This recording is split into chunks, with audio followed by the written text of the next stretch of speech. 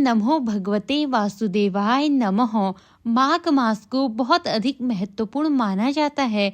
इस माह में स्नान और दान करके पुण्य की प्राप्ति होती है। कहा जाता है कि जो व्यक्ति इस माह में गंगा स्नान करता है उसके सभी पाप धुल जाते हैं।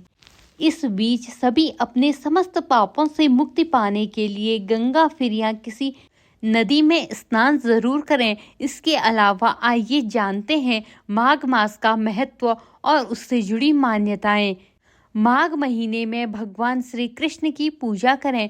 धर्म ग्रंथ के अनुसार माघ माह में भगवान श्री कृष्ण की विधि पूर्वक पूजा करें। श्री कृष्ण की पूजा करने से व्यक्ति की सभी मनोकामनाएं जल्द पूरी होती है। लेकिन पूजा कैसे करें यह जान लें। श्री कृष्ण की पूजा करने से पहले सुबह तिल, जल, कुश लेकर पूजा का संकल्प लें। इसके बाद श्री कृष्ण की विधि पूर्वक पूजा करें और उनसे मनोकामना पूरी करने की प्रार्थना करें।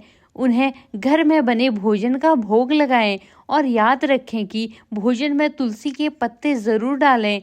इस तरह पूरे माघ मास में भगवान श्री कृष्ण की पूजा करें। आइए अब हम जानते हैं माघ मास में स्नान करने के महत्व की कथा। बहुत समय पहले की बात है। नर्मदा नदी के तट पर सुव्रत नामक एक ब्राह्मण रहा करते थे। वे सभी वेद, वेदांगों, धर्मशास्त्रों व पुराणों के ज्ञाता थे। उन्हें कई देशों की भाषाओं व लिपियों का ज्ञान था, लेकिन फिर भी उन्होंने अपने ज्ञान का उपयोग कभी धर्म के लिए नहीं किया, बल्कि धन कमाने में गवा दिया। जब सुव्रत बूढ़े हो गए तब उन्हें याद आया कि मैंने धन तो बहुत कमाया, लेकिन परलोक सुधारने के लिए कोई काम नहीं किया। यह सोचकर वे पश्चाताप करने लगे। उसी रात चोरों ने उनके धन को चुरा लिया, लेकिन सुव्रत को इसका कोई दुख नहीं हुआ, क्योंकि वे तो परमात्मा को प्राप्त करने के लिए उपाय सोच रहे थे। तभी सुव्रत को एक श्लोक याद आया।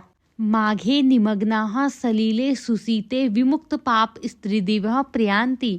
इसके बाद सुव्रत ने माघ स्नान करने का संकल्प लिया और अपना संकल्प पूरा करने के लिए निकल गया। 9 दिनों तक प्रायः नर्मदा के जल में स्नान किया। 10वें दिन स्नान के बाद उन्होंने अपना शरीर त्याग दिया। सुव्रत ने जीवन भर कोई अच्छा काम नहीं किया था, लेकिन माघ मास में स्नान करके पश्चाताप करने से उनका मन निर्मल हो चुका था। जब उन्होंने अपने प्राण त्यागे तो उन्हें लेने के लिए दिव्य विमान आया और उस पर बैठकर वे स्वर्गलोक को चले गए। धन्यवाद दोस्तों।